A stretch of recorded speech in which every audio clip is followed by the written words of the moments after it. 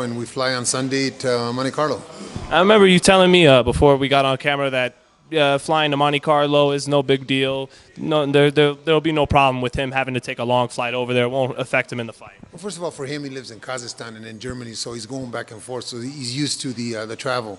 But no, I think that if you make sure that these guys are convinced and make sure that they understand that we don't need to be over there 2 weeks. 7 days is plenty for that region.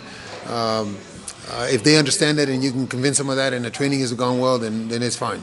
Now, Gennady told me in an interview, and he's been saying in a couple interviews, that he thinks it'd be good for him to go the full 12 with Martin Murray. Do you as his trainer, agree with that? And do you think Murray can extend Gennady the full 12?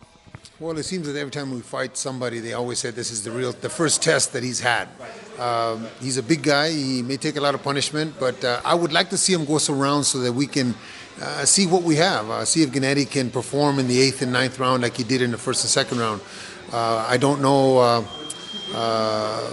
if Martin can take it, if Martin is able to take the punishment, because Golovkin's evolved into a very complete fighter. And by saying that, that means he's going to be able to pick Martin apart.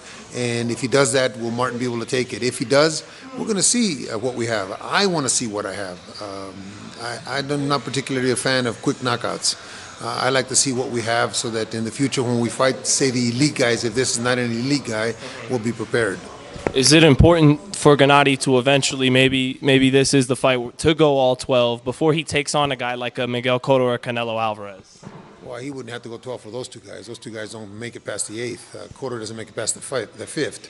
But it's good for him to know mentally, for him to know that it wouldn't be a problem to do the 12. Even though all trainers of high-profile fighters like this train for 12 rounds, until you actually do it in a fight, it's a totally different story, right? So I would like to see it, but on the other hand, I wouldn't like to see it. I want to see a quick, not a quick knockout, but somewhere in the middle fight, so that way we get some work in and then get ready for the next one.